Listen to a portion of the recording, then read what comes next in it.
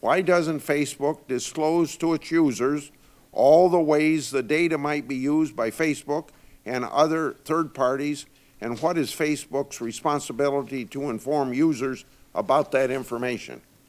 This gets into an issue that I think we and others in the tech industry have found challenging, which is that long privacy policies are very confusing. And if you make it long and spell out all the detail, then you're probably going to reduce the percent of people who read it and make it accessible to them. So one of the things that we've struggled with over time is to make something that is as simple as possible so people can understand it, as well as giving them controls in line in the product in the context of when they're trying to actually use them, taking into account that we don't expect that most people will want to go through and read a full legal document. Do you think that you have an ethical obligation to notify 87 million Facebook users? Senator, when we heard back from Cambridge Analytica that they had told us that they weren't using the data and had deleted it, we considered it a closed case.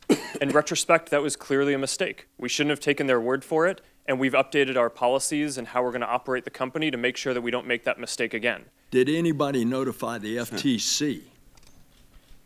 No, Senator, for the same reason, that we'd considered it a closed case.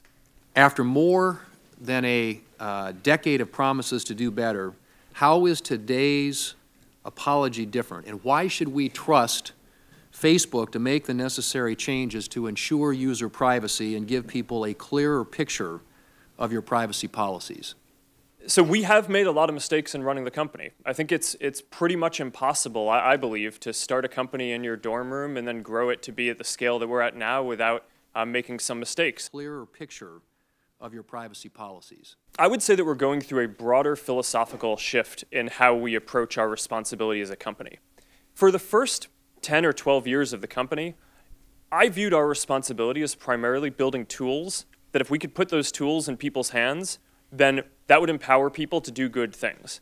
What I think we've learned now across a number of issues, not just data privacy, but also fake news and foreign interference in elections, is that we need to take a more proactive role and a broader view of our responsibility. And in watching and kind of looking at, it's not enough to just build tools. We need to make sure that they're used for good. And that means that we need to now take a more active view in policing the ecosystem and in watching and kind of looking out and making sure that all of the members in our community are using these tools in a way that's going to be good and healthy. People will see real differences. Good. Well, and This is going to be something where people will measure us by our results on this.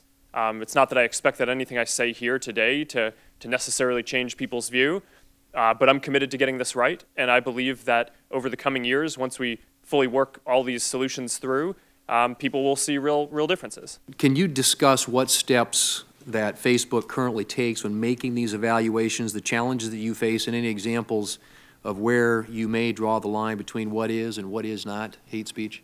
Hate speech, I am optimistic that over a 5 to 10 year period, we will have AI tools that can get into some of the nuances, the linguistic nuances of different types of content to be more accurate in flagging things for our systems. But today, we're just not there on that. So a lot of this is still reactive. People flag it to us. We have people look at it. We have policies to try to make it as not subjective as possible. But until we get it more automated, there's a higher error rate than I'm happy with. So that's a success in terms of rolling out AI tools.